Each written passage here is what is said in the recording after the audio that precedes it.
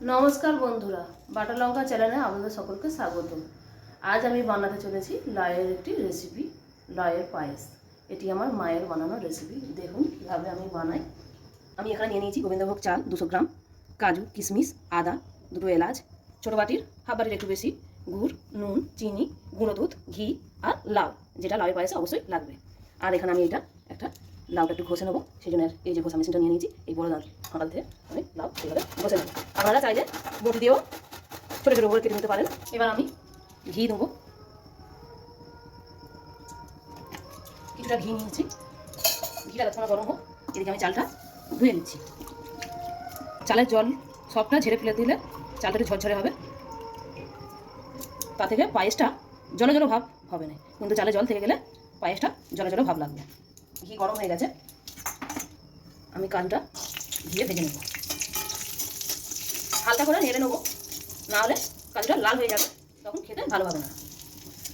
কিশমিশটাও দিয়ে দিচ্ছি, দুটোই হালকা করে নেড়ে নেবো। আর দুটোই আমার হয়ে গেছে, আমি তুলে নিচ্ছি। এই ঘিয়েতেই গোবিন্দভোগ চালটা আমি একটু নেড়ে নেব।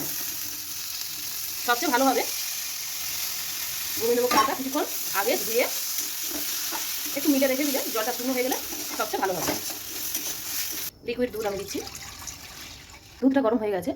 এবার আমি চালটা দুধে দিয়ে দেবো, আগে থেকে ঘিয়ে নিয়ে রাখা চাল। এদিকে চাল অনেকটাই সেদ্ধ হয়ে গেছে, দেখুন একটু বাকি আছে। এই সময় লাউটা দিয়ে দেবো। যদি এটা বঁটি দিয়ে কাটতে লাউটা, তাহলে চাল ফুটতে শুরু করার পরেই লাউটা দিয়ে দিতে হতো। অল্প করে একটু নুন দিয়ে দিচ্ছি, নাহলে পায়েসটা আলুনো লাগবে। হাঁড়িতে একটু জল গরম করে নিয়েছি, এই জলে গুঁড়ো দুধটা গুলে নেব। আপনারা চাইলে খোয়া ক্ষীর দিতেই পারেন। আদা থেঁতো করে নেব। এখন কাজু কিশমিশটা দিয়ে দেবো।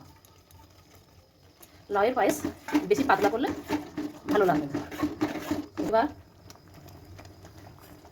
সেই আদার রসটা দিয়ে দিচ্ছি, দুটো এলাচ থেঁতো করে দিয়ে দিচ্ছি।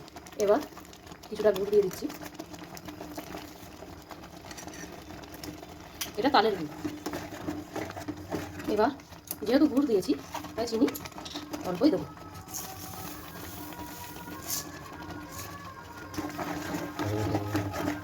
দুশো চালে ছোটো বাটির 1 বাটি গুড় দিয়েছি, আর প্রায় 150 গ্রামের মতো চিনি দিয়েছি।